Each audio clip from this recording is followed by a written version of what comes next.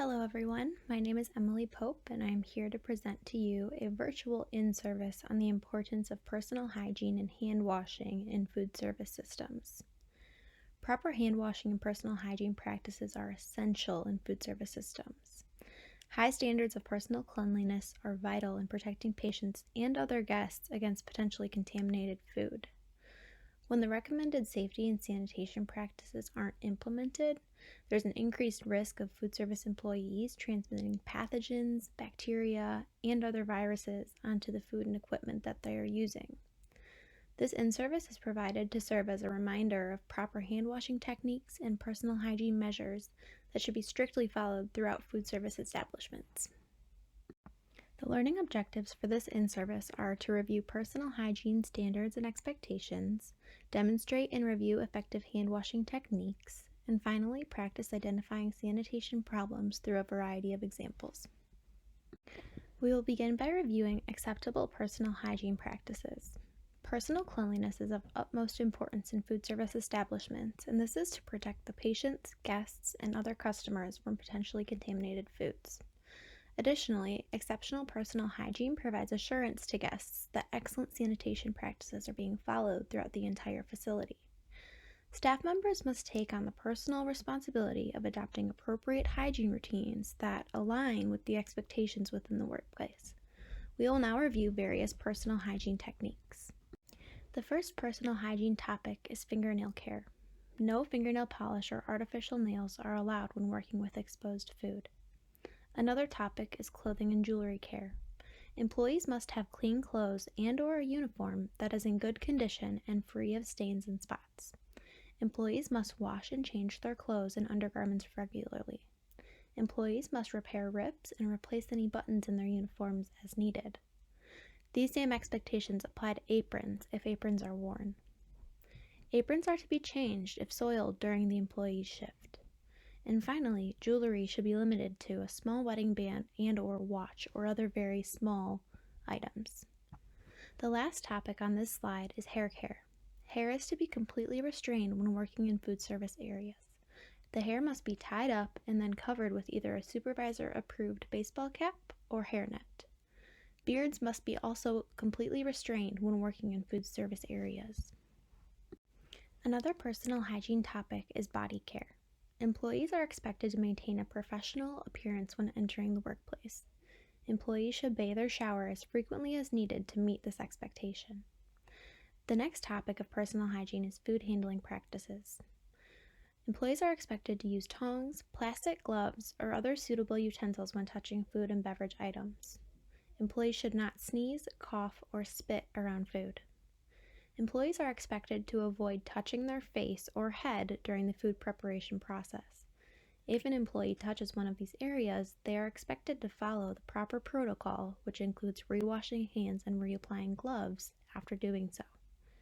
Smoking is never allowed in the food production, service, or storage areas. Additionally, chewing gum and toothpicks are not allowed in these areas as well. Employees should not handle food items when symptoms of communicable diseases are present. This includes, but is not limited to, having a cold, a sore throat, sinus infection, vomiting and diarrhea, and infected sores.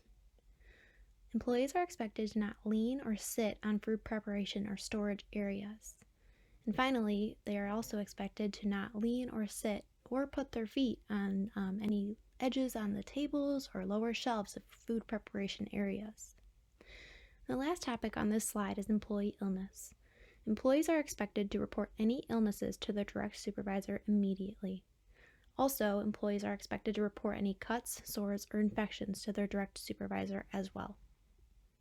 We will now move on to the hand washing segment of this in-service. Hands are a major source of food contaminants. Thorough, proper hand washing can reduce the spread of pathogenic organisms and prevent these organisms from causing potentially foodborne illnesses. Hands can be colonized with various pathogens, including Staphylococcus aureus, norovirus, Shigella, E. coli, Salmonella typhi, and others. Pretty gross, right? These, along with other pathogenic microorganisms, can move from the hands to food items and other surfaces during the food preparation process. Because of this, it is essential to have adequate hand washing to prevent that spread. We will now review various times when it is expected for employees to wash their hands. Employees are expected to wash their hands at the beginning of their work shift, before handling or serving any food items, and after returning to the kitchen from any other area within the facility. Additionally, hand washing is required after using the restroom, blowing one's nose, coughing, or sneezing. It is essential that employees re-wash their hands after handling uncooked foods, which includes raw meat, fish, poultry, and produce, to prevent the spread of foodborne illness and avoid cross-contamination. Other instances where re-washing hands is necessary is after touching sores or bandages, after handling soiled equipment, dishes, or utensils, and after handling garbage. If an employee takes a break to smoke, eat, drink, or use their telephone, they must completely re-wash their hands before returning to work. In summary, employees are expected to wash their hands as much as necessary to prevent the spread of any bacteria. I will now review the proper hand washing process, which is comprised of 7 distinct steps. Be sure to use a dedicated hand washing sink supplied with a soap dispenser and disposable paper towels.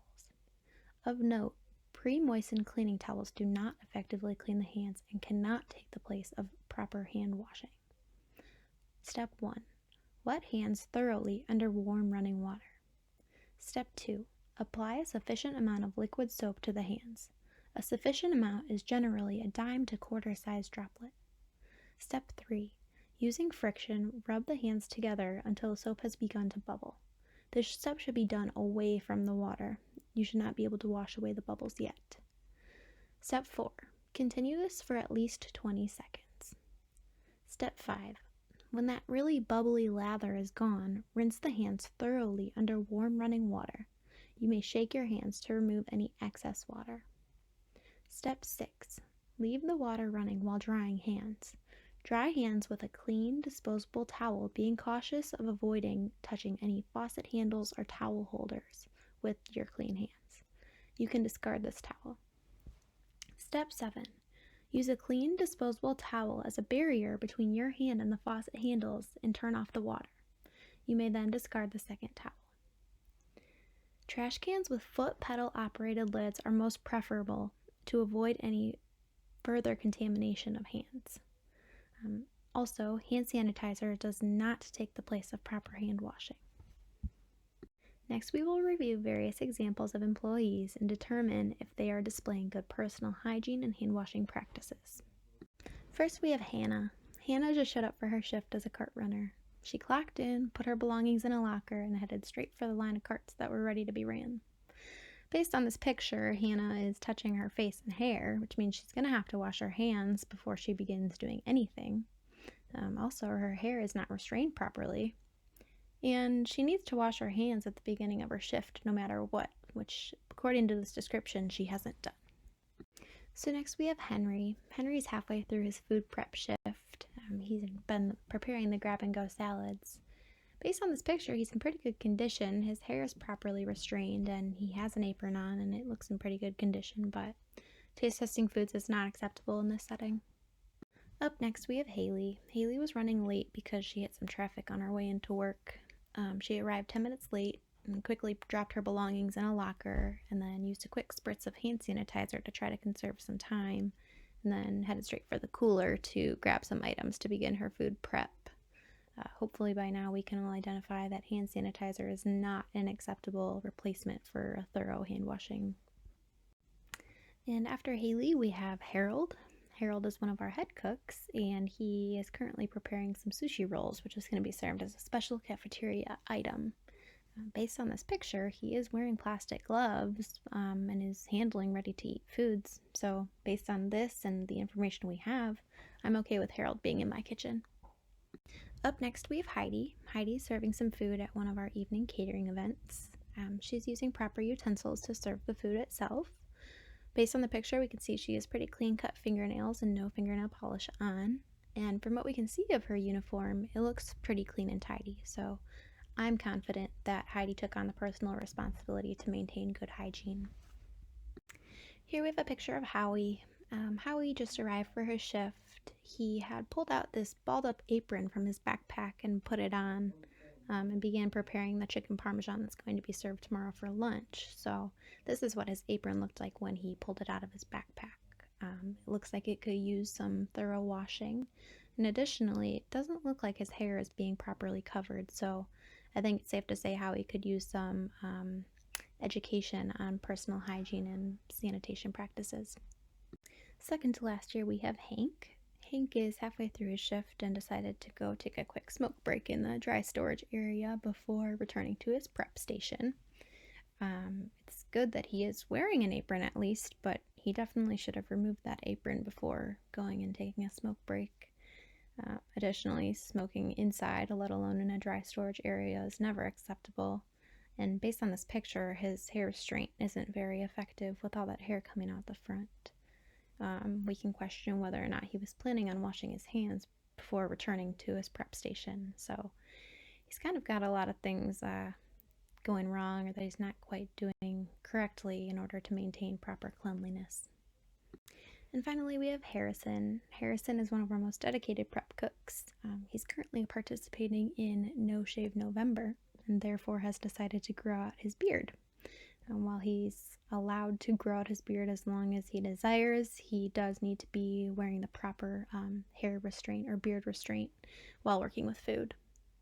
So hopefully that exercise helped a little bit in identifying some commonly seen problems in food service systems and where cleanliness can sometimes be lacking.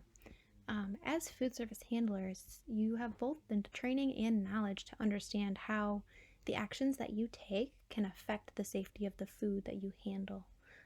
There are 5 critical components that food service employees should familiarize themselves with, and they're listed here below. So if you're not already familiar with these concepts, I would strongly encourage you to make it a priority to learn these things or familiarize yourself with these things. The first is how to locate workplace policies and procedures.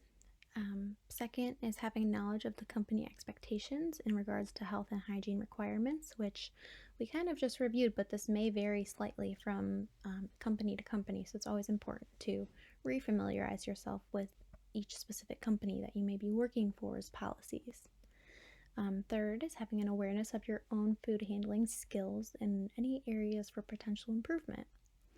Fourth is how to identify and correct or report any situations that don't meet the operation's food safety obligations.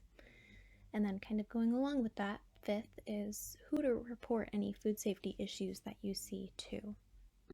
So to conclude, the food service department is really a vital component of nearly all companies and facilities, and you should really be proud of yourself for holding such an important role. Adequate hand washing and personal hygiene habits are really, really essential in the protection against foodborne illnesses. Employee cleanliness provides our guests and patients and other customers with peace of mind about where their food is being prepared and where it's really coming from. So adopting personal hygiene habits can have a larger impact on the overall business appearance than you may have previously thought. If you have any questions or concerns about today's in-service, please contact your direct supervisor. Otherwise, have a wonderful rest of your day, and thank you for your time.